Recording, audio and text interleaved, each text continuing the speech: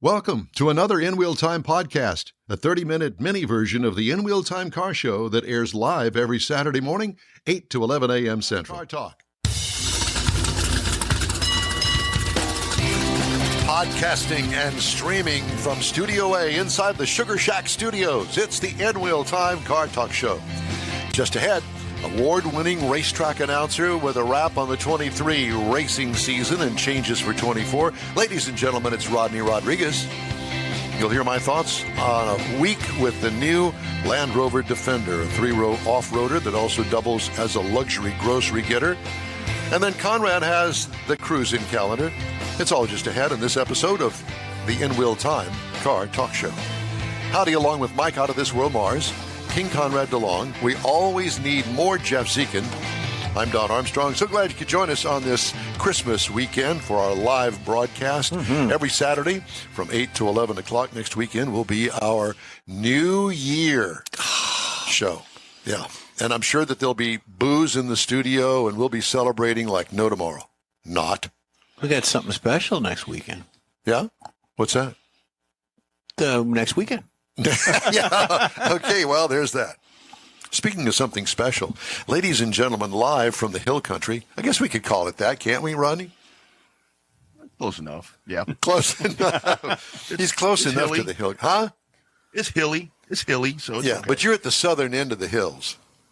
Yeah, I'm not far from Austin. Luckily, I'm not in Austin. Well, it's better than being at the Walls unit. The Walls unit up in Huntsville. Well, I think we got him from there. Rodney Rodriguez, award-winning racetrack announcer, and your in-the-know Texas connection to local racing action. How is local racing? Do we still have a group of racers out there that love to do their thing on a Saturday or Friday night? We really do. Very, very dirt heavy, as I've mentioned in the past, and only getting bigger. It seems like. Why is dirt so popular now? It originally started as dirt, and then it moved to asphalt. Now it's back to dirt again. It depends who you ask, guys. I mean, a lot of folks when they say dirt is more economical, but BS. I mean, you guys know racers. I mean, you can give them the most economical thing, and they're going to find a way to screw that up and make it expensive. Yeah. Well, that's where the phrase "dirt cheap" comes from, isn't it? I guess so. But the deal with the dirt is that, man, it'll really take a toll on suspension, especially later on in the racetrack venue when they get it all rutted up and stuff. Yeah. Don, when asphalt was kind of dying off here, it's not dead. I mean, there's Houston still. But when that was starting to fall off, a lot of guys would tell me that as well, to where it's like, it's not as bad on the equipment. Well, the first time that I took my dwarf car out after, asphalt racing had kind of fallen off a little bit, I bent 2 spindles, bent a rear end housing, blew a shock out, all of that. And I'm like, this is cheaper? Yeah. I mean, this is less torrential on my car?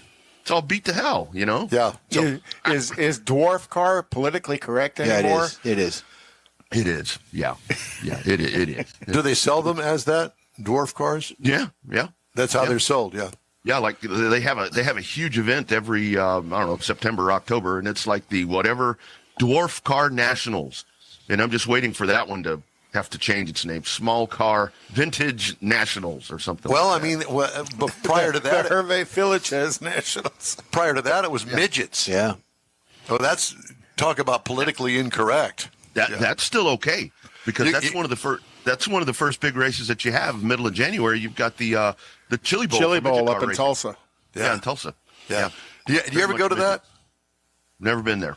I've never been there. Wednesday night, I meet some friends for dinner on Wednesday nights. Cheap margaritas, cheap Mexican food.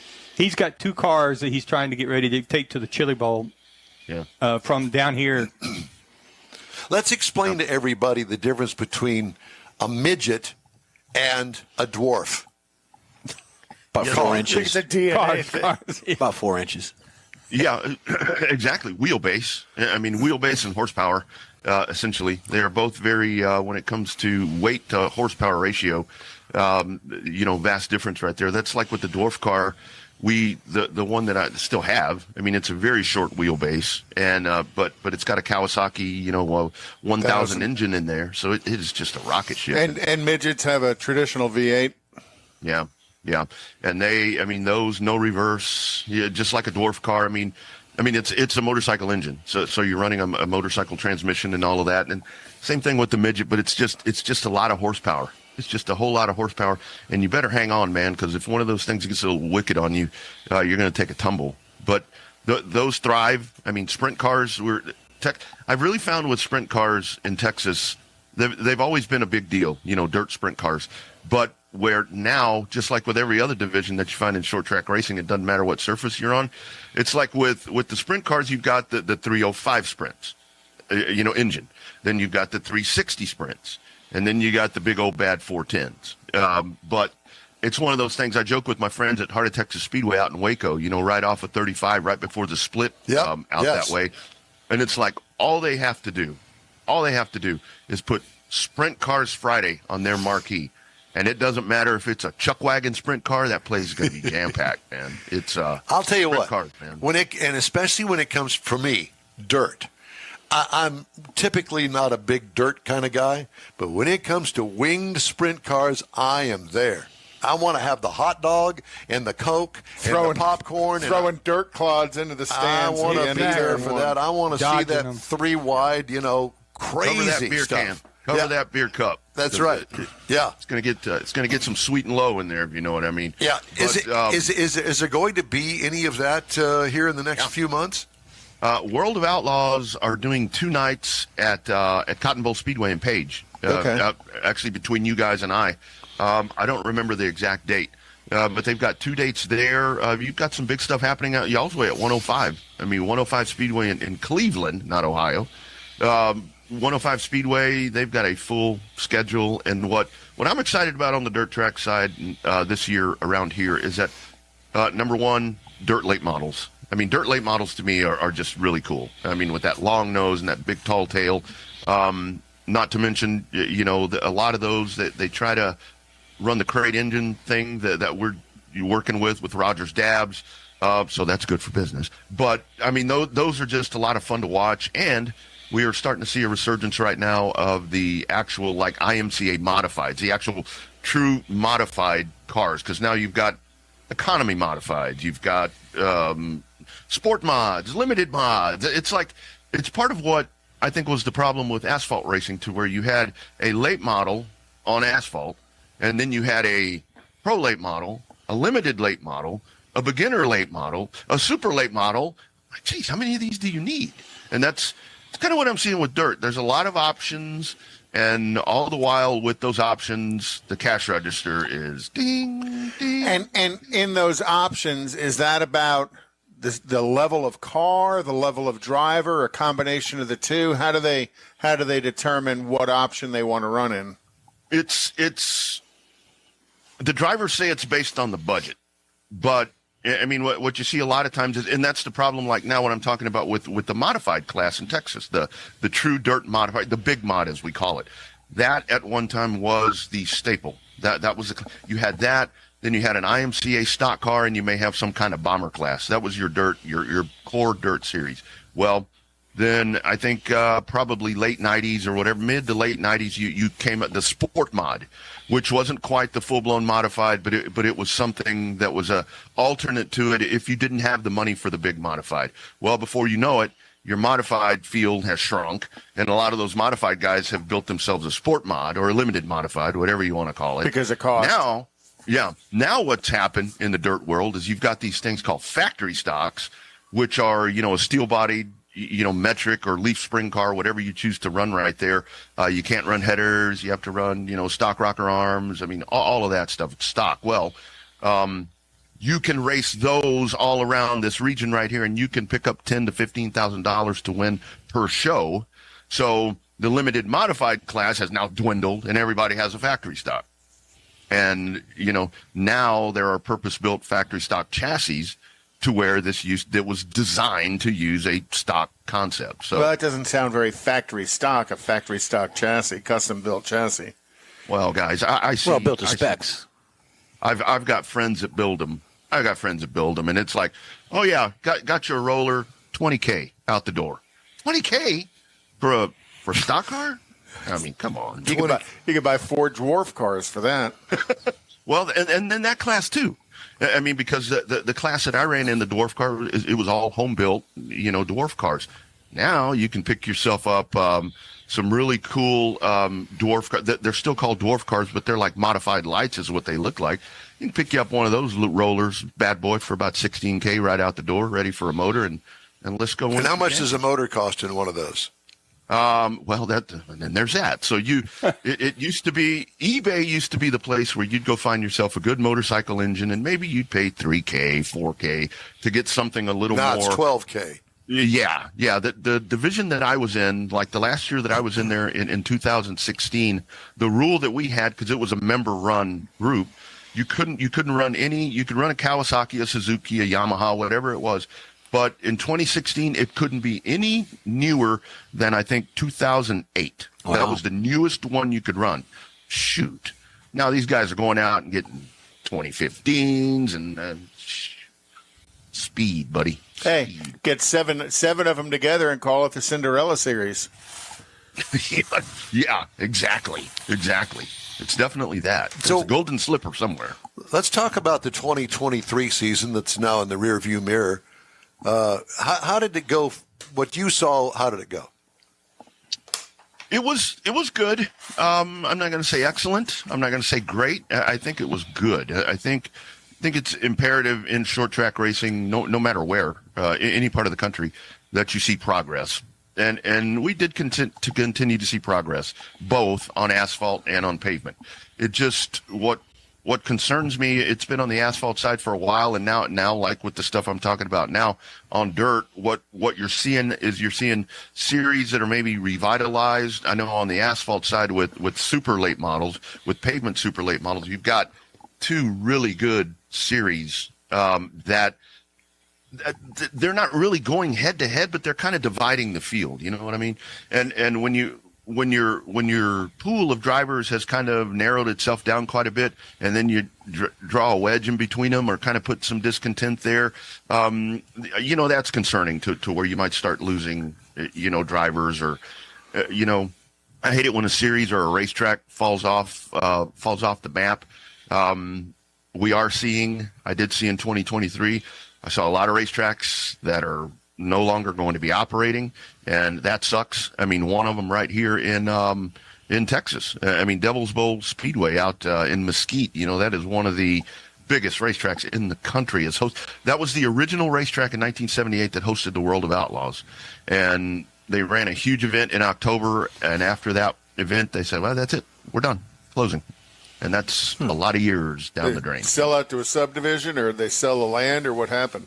Yep. What actually happened there is a municipal airport right on the other side of it, which for the longest time has been a good thing, because I've always said, when you're a racetrack, there are two neighbors you want. Number one, a railroad track or an airport, because they ain't going to care anything about the noise. If anything, their noise is louder than yours.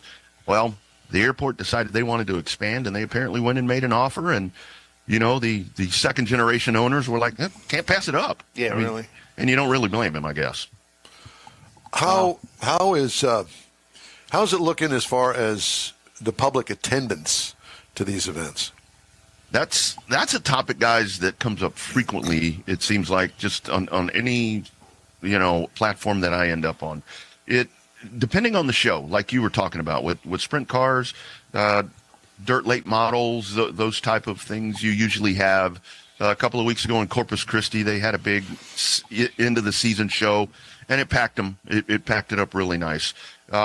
Weekly shows, you do seem to have those taper off a little bit, but I think a big part of that is that now you've got streaming services that can provide you an experience that, hell, a lot of times, I'll say it's better than being there. Food's cheaper, the potty line is cheaper, the beer's cheaper, and they have replays. They have replays, and they have high definition cameras, and they have all of that. So and they've got somebody like you that can explain everything that's going on that you might not hear in the stands. That helps as well. It's very much a TV experience where you've got Race on Texas here in the Lone Star State that does well. Racing America, Flow Sports. Flow Sports has massive leaps and bounds that they have not only with racing, but they can bring you an experience in any sport that is just tremendous. So there's that. Promoters used to look at that as very much a negative thing when that first started, but now a lot of these streamers have packages to where there's revenue sharing involved, which there should be. There should be. I mean, sure. if I'm selling, if I'm taking in wheel time and I'm going to put that on my platform and I'm not giving you a dime, that's crap. And that's what was happening. But now they've figured different things out to where, but that, long story short, that keeps people at home. That keeps people home. They're still watching, but it's from a different perspective. But they're not paying. And it doesn't, it doesn't do anything for the track. Who have you aligned yourself with this upcoming 2024 season? You know me. I'm going to kind of be a lot of different places. Very excited that there will be 11 dates there at Houston Motorsports Park. Are you the voice there? That's what they tell me. That's good. I'm showing up the first day. If there's some other dude up there, I guess I'll just leave. we know how this business works. I'm here for the beer. Yeah, exactly. 11 dates there, and then excited to do heading back to the I think I talked to you guys when I was in, where was that? Alabama for the Rattler. I think I talked to you guys that weekend. I was heading back to that. Going to do some stuff in Pensacola. May get to do some stuff in Georgia. Dirt tracks here, Corpus Christi around here. So it'll be. We need to have the Rodney Rodriguez fan club with the tour bus. And so, all of us Houston fans, we're going to get on the bus and we're going to go to wherever you are. What do you think about that? Be a short bus. You got a Volkswagen Yugo? I think that's probably all you need, man. Jam pack them in there like sardines, and let's head to the dirt track, buddy. So, what do you got planned for your Christmas holiday? We'll lay low around here. We'll just kind of stay at the house and see if anybody shows up here. Kids are in. We had one of the girls graduate from UNT last Friday, so we've got both girls here hanging out with us. Nice. And we'll just kind of take it from there. How about you guys? What's on the horizon? We're doing a Christmas we're all doing our own thing here locally, and I don't think any of us are going. Konrad had a nice little open house at his party, and Jeff and Kathy and Leslie and I went up there and visited, and it was very nice, very nice. And Mars retreated back over there to Neaterville, and that's his usual hangout. So I think it's all good over there.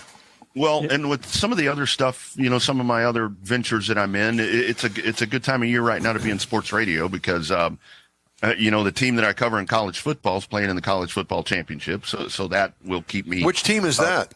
That would be the Texas Longhorns. Oh, do you get to call that game? No. I work with a online sports radio outlet here in the Austin area. Yeah. I do a daily show there. So these people are crazy about Texas football, so we've got stuff to talk about. Your NFL team is pretty good right now. So yours isn't. Mine. What a downer, man! I had to say it. Hey, put your thumb on him. The truth hurts. It does. I don't deny it, man. It's been 30 some odd years. So, Rodney, where can we pick up your weekly show and the Dirt Show? That one here in Texas, Monday evenings, Revved Up Sports Show on Facebook and revvedupsportshow.com. That's the place to go for that. That's Texas based. You get a lot of regional guests on there talking to different dirt track folks and really talking to Texas promoters, trying to dig stuff out from them. It's like I'm telling all these promoters, I'm like, look, if you're going to drop your schedule, why don't you drop your schedule on my show where there's, 100 and however many 100 people watching? I mean, do it here. Don't just do a Facebook post on midnight on a Tuesday. Yeah. Jeez. Exactly. Yeah. And how about Dirty Air? Dirty Air Thursdays on Racing America, 6 p.m. Central. That one, I know a lot of the Racing America shows, they actually take a break. I don't take a break. I just keep going. There's always gossip. There's always, my shows are like The Young and the Restless, man. I go in there and I dig out all the stuff people really want. Who cares about the race? Who's mad at each other? That's what they want. Well, listen, man, it's always good to talk to you. It's good to see you, and best wishes for the holiday season. And I want to be invited out to Houston Motorsports Park. You know when the first event's going to be out there? No. March, first part of March. First part of March, I'll actually work with Owen Pittman and Dean Baker over there, and maybe for the season opener we can do something. I mean, you guys are welcome anytime, but maybe for the season opener, maybe do something, have you guys out, and let's have a good year. I've said that Houston market is big. I mean, the stuff you guys do and a great job you guys do. But man, why not go tap that market, a huge metropolitan city like that, and make it somewhere people want to go see short track racing. You got it, Rodney. It's great to talk to you. Thank you, my friend. God Thanks, bless Rodney. you. We'll talk to you again soon. You guys be well. Merry Christmas, guys. Thank Merry you. Christmas.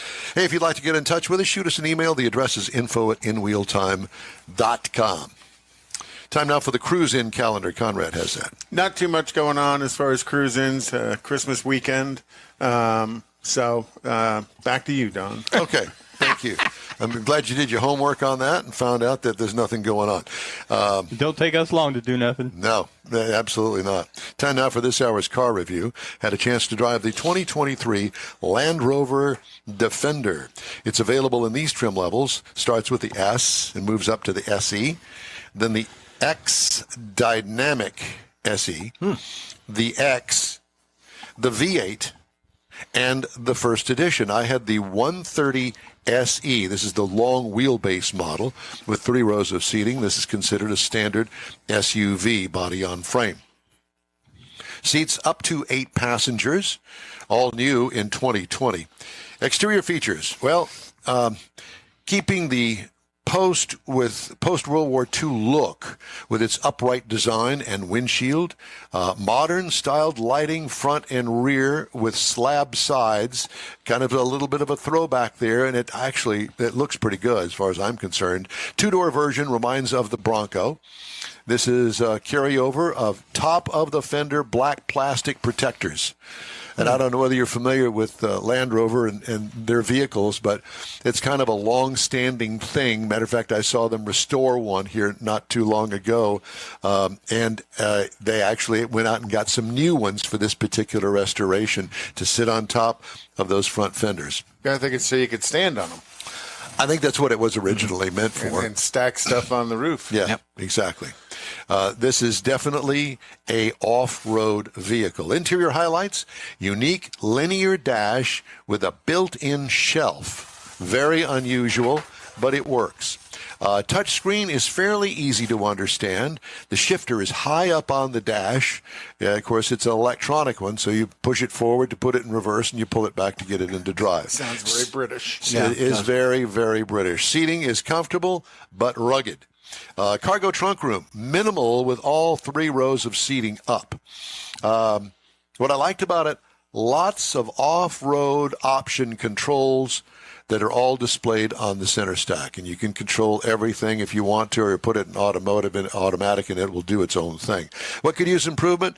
The steering wheel control points are confusing. For instance, do you know what a diamond shape is for? Mm-mm. Neither do I. Do you know what a dot? For a ring. Do you know what a dot on the steering wheel is for? Stop. I have no clue either. Well, what happened when you pushed it? Nothing. Oh. So it has to do something, but I didn't find out what it was. You know, on these vehicles, I don't really get too deep into them because I don't have time for that. And I will tell you that if I can't find the cruise control, which I can on almost all of the vehicles, and get it to engage or, move up the speed or move down the speed, then You're not happy. I'm not. And this one, all I'd had to done is pull out the owner's manual and looked it up and learned how to do it. If it has one. Yeah. If it doesn't have one in the glove box, chances are it's in the center stack, the screen that I can't find. So anyway. So did the first edition one come with a Kenny Rogers CD? That I don't know about that. I knew you were going to go there. No. As far as power is concerned, it is supplied by a 3.0-liter inline-6 with a mild hybrid. Okay? So it's got a little bit of help. Horsepower, 395 horsepower in this thing and 406 pound-feet of torque. 8-speed automatic transmission with a tow rating of 8,200 pounds. And without towing anything, I can tell you this thing will get up and go. 17 miles per gallon city is what it's rated. 21 highway for a combined of 19. I got 20.4. Not bad. Pretty good in that big boat. Yeah, yeah. And it's actually not that big. It's not like a Range Rover. Well, you say Bronco size. It's Sort of. kind of, yeah. It's bigger than a Wrangler, but it's smaller than the Range Tahoe. Rover. Yeah, the Tahoe. And smoother, more current looking versus the Mutual of Omaha version I thought of. That's right. Because that was the original. With Marlon Defender. Perkins. Marlon Perkins. Remember the hat? What I liked about it, gobs of power, acts like a V8. It was pretty smooth, I'll have to admit. What could use improvement? An easier to use start-stop off button. You know, there are some vehicles that need an off button. Or how about just the option of having the start-stop feature and you can engage it? I would like to see it reversed for me personally. I don't want that start-stop feature because I am a 2-foot driver, even with an automatic transmission. And when I want to go, I take my left foot off the brake and ease down or stomp down on the accelerator pedal. Ride and handling. That air ride suspension is the best on any vehicle I have ever driven, period. Bar none. Wow. It is truly amazing. They've got that thing down to a science. What could use improvement? Nothing. Easy to get into parking spaces with this thing. This is a serious luxury off-roader that can hold its own on the road as well. Base trim price, $78,300. Prices tested, $88,025. The base model price, $53,500. Now, what do you compare it to? How about the Bronco? Starts at $34,995. That's $34,095.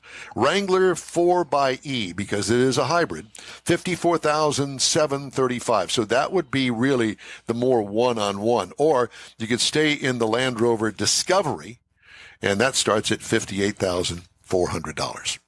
And that, my friends, is the review of the 2023 Land Rover Defender. It's a good-looking truck.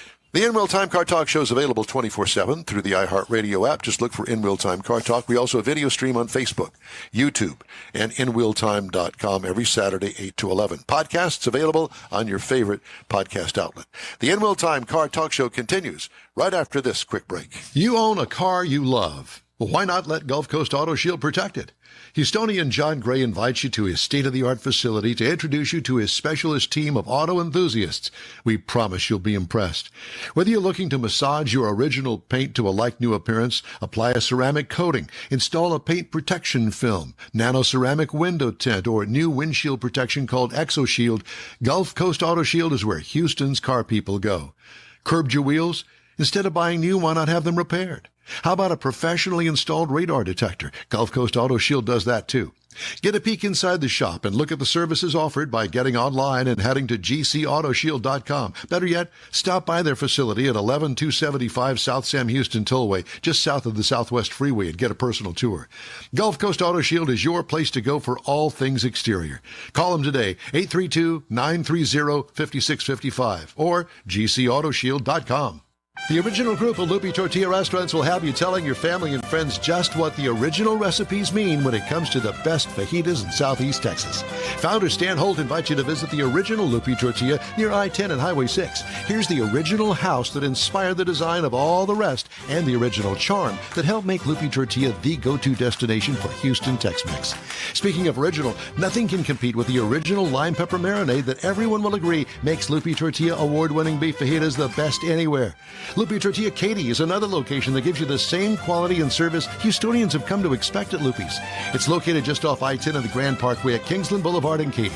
Find yourself in Aggie Land? Head to the Lupi Tortilla in College Station, located just around the corner from Kyle Field. It's a great place to enjoy those famous frozen margaritas before or after the game. Headed east to Louisiana? Stop in at the Lupi Tortilla in Beaumont. It too's on I-10. You can't miss it. The original group of Lupi Tortilla restaurants invites you in for the best Tex-Mex anywhere. The In Wheel Time Car Talk Show is now part of the iHeart family. Now you'll have access to 24/7 Car Talk anytime you need a fix. Just download the iHeart Radio app and ask for In Wheel Time Car Talk, and there we are. Be sure to save us in your iHeart library for instant access. No matter where you are, you have the best Car Talk Show right on your PC, laptop, or mobile device and never have to worry about finding us again. Of course, you can always get access to our video and audio streams via InWheelTime.com and your favorite podcast channel, and all of this is free to you.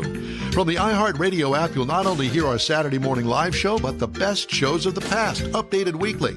Never miss a minute of up-to-date new car reviews, pre-owned reviews, Konrad's Car Clinic, informative interviews, automotive news, and the most fun car talk show on the planet. Just download the iHeart Radio app, search for In Wheel Time Car Talk, save it to your library, and with a tap of the icon, you'll be in touch with your favorite Car Talk team. In Wheel Time Car Talk, streaming now on iHeart.com/In Wheel Time Car Talk. For this podcast episode of the In Wheel Time Car Show, I'm Don Armstrong, inviting you to join us for our live show every Saturday morning, 8 to 11 a.m. Central on Facebook, YouTube, Twitch, and our InWheelTime.com website. Podcasts are available on Apple Podcasts, Spotify, Stitcher, iHeart Podcast, Podcast Addict, TuneIn, Pandora, and Amazon Music. Keep listening, and we'll see you soon.